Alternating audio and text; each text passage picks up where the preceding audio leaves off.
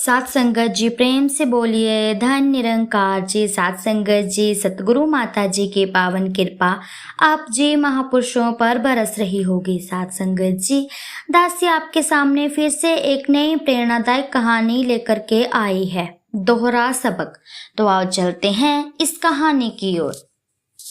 मदन जब भी बाजार से कोई सामान लाता, वह सामान को पॉलीबैग्स में डालने को कहता। लाल, हरे, नीले, सफेद और काले रंग के पॉलीबैग्स उसे बहुत अच्छे लगते थे। दुकानदार भी छोटे बड़े आकारों में पॉलीबैग्स को गड्डी बनाकर रखते थे। हल्के, सस्ते और रंग बिरंगे होने की वजह से मदन के लिए पॉलीबैग्स के सामान लाना सुविधाजनक लगता था।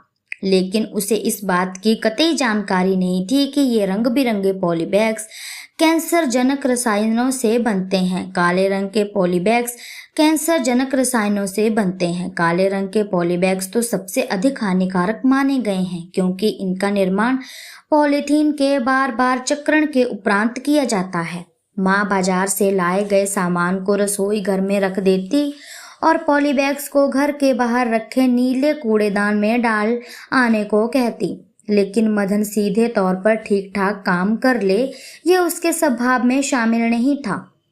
घर के ठीक बगल में ही एक खाली प्लॉट था, जिसमें पड़ोसी घर का कूड़ा करकट डाल दिया करते थे। साथ ही दोपहर के समय पॉलीबैग्स में रोटी, सब्जी व बचे हुए फल भी रखकर वहां रख देते थे। दरअसल दोपहर को प्लॉट में कुछ पशु आकर बैठ जाते थे।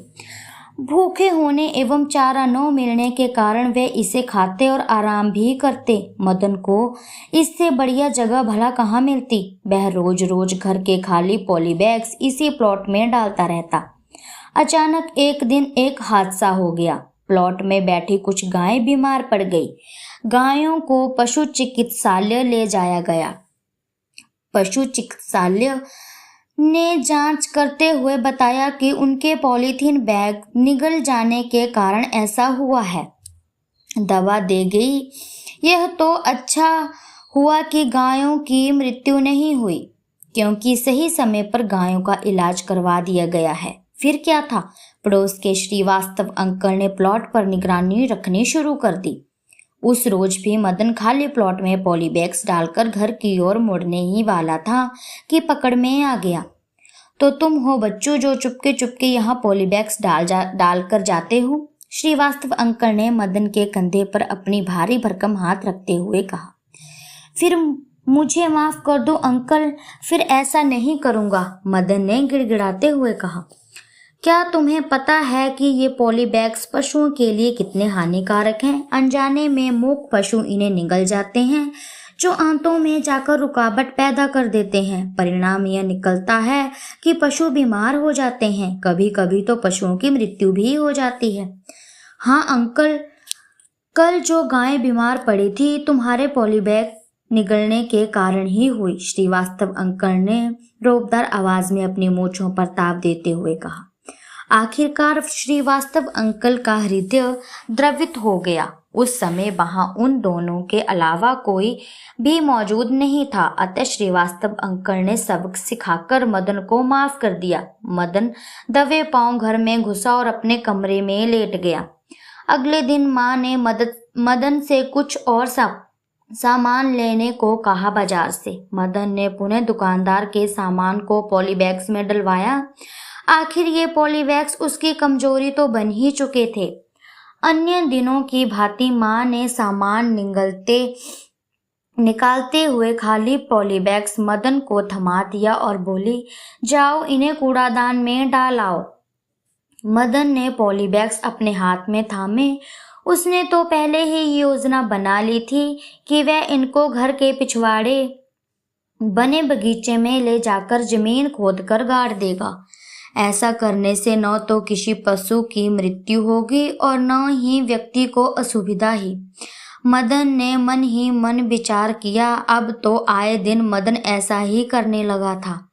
माँ से खाली पॉलीबैग्स लेता और बगीचे में जमीन के जगह जगह हिस्सों पर गाड़ देता। बगीचे में तरह तरह के पौधे थे, गुलमोहर, गेंदा, गुलाब, चंपा, चमेली आदि। पौधे मदन को अत्यंत प्रिय लगते थे। वह इनकी नियमित देखभाल भी करता था। पौधों को खाद और पानी देना उसकी नियमित दिनचर्या का हिस्सा था। लगभग 2 माह बीते। मदन ने देखा कि उसके द्वारा बोए गए बीज अंकुरित नहीं हो पाए थे। बाकी के पौधों में भी खास वृद्धि नहीं हुई थी। वह सोच में पड़ गया। खाद और पानी तो वह बराबर देता रहा है पौधों को, फिर भी ऐसा क्यों? यह सोचता सोचता वह गुलमोहर के नीचे बैठ गया। क्या बात है मदन, तुम उदास और दुखी क्यों हो? गुलमोहर बोल उठा। मदन ने चारों ओर देखा। वह चकित रह गया कि यह आवाज किसकी है। आखिर गुलमोहर फिर बोला, ऊपर की तरफ देखो, मैं हूँ तुम्हारा प्यारा गुलमोहर। तुम जानना चाहते हो ना कि तुम्हारे बोए हुए बीज उगे क्यों नहीं? और हाँ, हम सभी पौधे भी क्यों नहीं बढ़ पा रहे हैं? हाँ, जल्दी बताओ गुलमोहर भैया, मदन का जवाब था। गुलमोहर ने बताया, पॉलीथीन का निर्माण एथिलीन और के मिश्रण से किया गया जाता है, यानी सैकड़ों वर्ष तक जमीन में पड़े रहने के बावजूद भी ज्यों का त्यों रहता है, नष्ट नहीं होता। गुलमोहर की बात सुनकर गुलाब भी बोल पड़ा। पॉलीथीन मिट्टी को भुरभुरी बनाकर उसकी गुणवत्ता अर्थात उपजाऊ शक्ति को नष्ट कर देता है। इससे पौधों की वृद्धि में बाधा पड़ती है। कभी कभी तो वृद्धि रुक जाती है। चंपा ने जानकारी दी। चमेली भला कहाँ चुप बैठने वाली थी, तपाक से बोल उठी, हाँ मदन भैया, इसी पॉलीथीन के कारण जमीन में बोए गए बीजों का अंकुरण भी नहीं हो पा रहा है। अंत में गेंदा ने भी अपनी बात यूं कही, भूमि प्रदूषण का प्रमुख कारण बन चुके पॉलीथीन से ही कृषि योग्य भूमि को भी नुकसान पहुंचाता है। पौधों की बातें सुनकर मदन की आंखें खुल गई। अगले रोज से उसने पॉलीथीन से बने सारे बैग घर से बाहर बने हुए नीले रंग के कूड़ादान में डालने शुरू कर दिए। उसे माँ की बात याद हो आई। बेटा, नीले रंग के कूड़ेदान में हम जो प्लास्टिक कवर, बोतलें, चिप्स, टॉफी के रैपर, पॉलीथीन बैग्स, दूध या दही के पैकेट, धातु के कैन और पन्नी कंटेनर्स आदि डालते हैं, उनका पुनर्चक्रण कर दिया जाता है। मदन ने बगीचे से भी सारे पॉली बैग्स निकाल लिए। आज बगीचे ने पौधे ने मदन को पुनर्चक्रण सबक सिखा दिया था। तो साथ संगत जी, हमें भी इस कहानी से सीख लेनी है। साथ संगत जी, दासी की कहानी आप जी को अच्छी लगी हो तो चैनल को लाइक, शेयर, कमेंट और सब्सक्राइब तो ज़रूर करें। साथ संगत जी, यदि आप चैनल पर नए हैं तो चैनल को सब्सक्राइब करें और बेल आइकन का बटन दबाना ना भूलें। ऐसी ही छोटी छोटी प्रेरणादायक कहानियाँ दासी आपके सामने लेकर के आती रहेगी। तब तक के लिए साथ संगत जी, धन्य निरंकार जी।